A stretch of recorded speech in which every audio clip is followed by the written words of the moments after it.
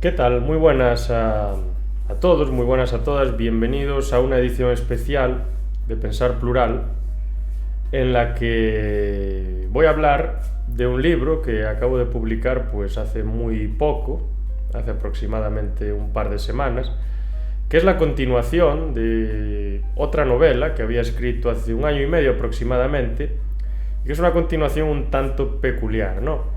La novela que escribí originalmente, que fue la idea original, que no tenía pensado que tú fuese a tener continuaciones, la quería cerrar y nada más, es Tres moscas sin propósito, y este libro que acabo de publicar ahora, esta continuación tan curiosa, tan diferente, se titula Simulatio Hominidae.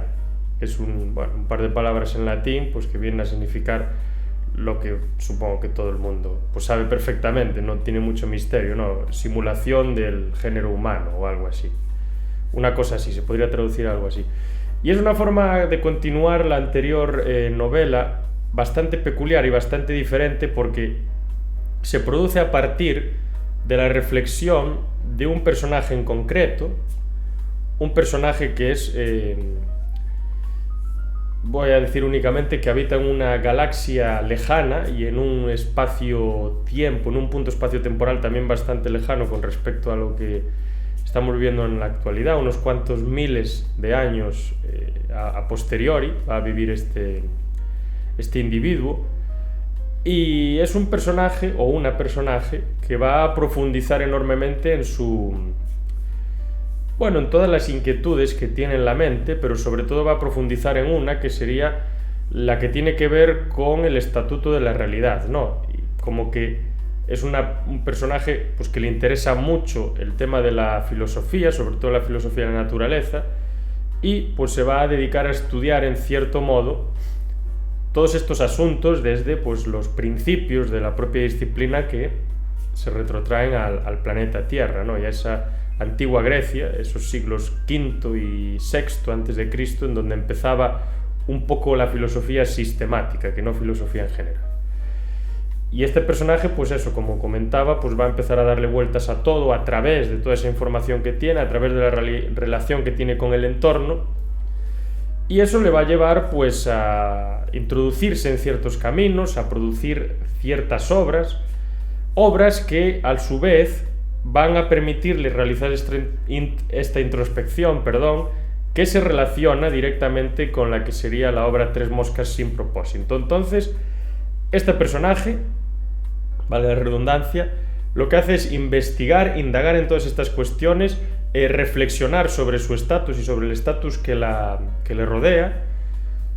Eso le lleva a producir un contenido concreto, muy elaborado, y ese contenido concreto está dentro del universo en el que está la obra Tres moscas sin propósito. Entonces aquí como se produce un cierto desbarajuste de capas, ¿no? Primero está la capa del autor, que soy yo, bueno, a lo mejor no soy, igual estoy dentro de otra capa, ¿no? La capa de la realidad, vamos a decir, que es la mía, entre comillas, ¿no? A lo mejor no es ni eso, es algo cuestionable.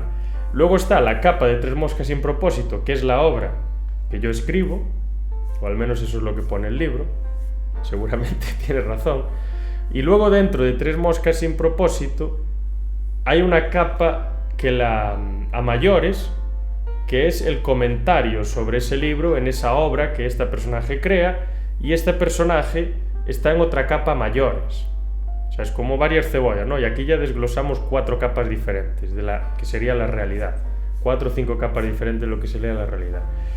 Y esta sería básicamente la estructura de esta obra, que es enormemente reflexiva y que está cargada de elementos que hacen referencia al ámbito cinematográfico, al ámbito audiovisual, también a la filosofía, al ámbito literario, y que tiene un estilo un tanto diferente a Tres moscas sin propósito, que era una obra mucho más alegre, mucho más cómica, que tenía muchísima más comedia, y bastantes chascarrillos, era incluso más fácil de seguir, aunque esta tampoco es difícil de seguir, obviamente, no es algo hipercomplejo, pero se vuelve el tono, a partir del segundo o tercer capítulo aproximadamente, mucho más solemne, mucho más serio, y es un tono más narrativo también. Si quien leyó Tres moscas sin propósito se acuerda, pues el tono es mucho más... son diálogos, prácticamente la obra entera es un diálogo entre tres individuos. Aunque hay ciertas partes de la novela en cuestión que son descriptivas, no, son más narrativas, aunque se corresponden con la menor parte de estas. En cambio, en Simulatio Hominidae lo que sucede es lo contrario. Tenemos unos 2 o 3 capítulos introductorios que son prácticamente todo diálogo, y luego nos encontramos con varios capítulos, 5, 6, 7, exactamente no manejo el número, quizás 5, probablemente 4, 5 más bien, que son completamente descriptivos,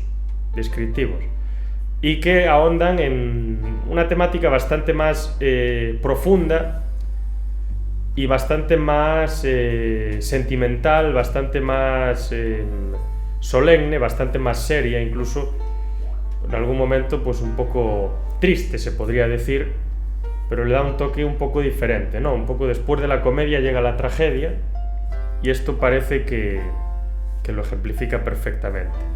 La idea de confeccionar esta obra, esta segunda novela, este Simulatio Hominidae, esta continuación, pues viene de una iluminación prácticamente que tuve un día estudiando, bueno, releyendo a Immanuel Kant, y se me acordó que él pues lanzaba varias preguntas al aire, ¿no? Y para él era lo que estructuraba todo el quehacer filosófico. La primera, yo voy a rescatar 3 y me voy a centrar en 3, y por eso quiero escribir 3 obras que den respuesta de alguna forma a esta pregunta, o por lo menos que articulen esta pregunta de una manera elaborada a través del desarrollo personal y psicológico de ciertos personajes.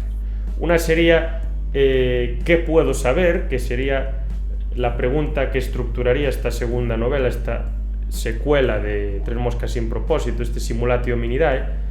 La otra sería ¿qué es el hombre?, o qué soy, básicamente, que sería la que estructura la obra Tres moscas sin propósito. Y la tercera sería ¿qué puedo conocer? ¿Qué puedo conocer? No, ¿qué debo hacer? ¿Qué debo hacer? La tercera pregunta sería ¿qué debo hacer? Que esta es la del ámbito más de la moral, y sería la que va a estructurar la tercera entrega y el broche final a esta trilogía, pues cuyo último libro se va a titular Miami Waves. El subtítulo sería Desorden después del caos.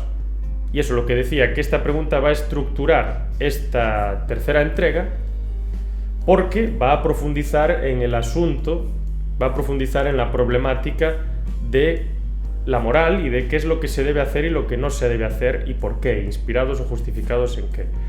Pues dicho todo esto, espero que disfrutéis la novela todo lo posible, por lo menos lo mismo que yo disfruté escribiéndola, y que le echéis un ojo en el formato que queráis, porque va a merecer la pena. Y si yo soy capaz con esta novela de hacer que por cualquier referencia que se introduce en la misma sobre cualquier filósofo, sobre cualquier película o sobre cualquier elemento literario, el que la esté leyendo sea capaz, se pregunte y sea capaz de realizar una búsqueda en Google o en un libro, en lo que sea, sobre ese propio elemento, pues para mí eso ya sería un éxito. Así que muchas gracias por estar aquí como siempre, y espero que este vídeo, y aparte de este vídeo, la novela, si es que la leéis en el formato que sea, además de la anterior, de Tres moscas sin propósito, y espero que la venidera, de Miami Waves, pues os guste. Así que hasta la próxima y muchas gracias.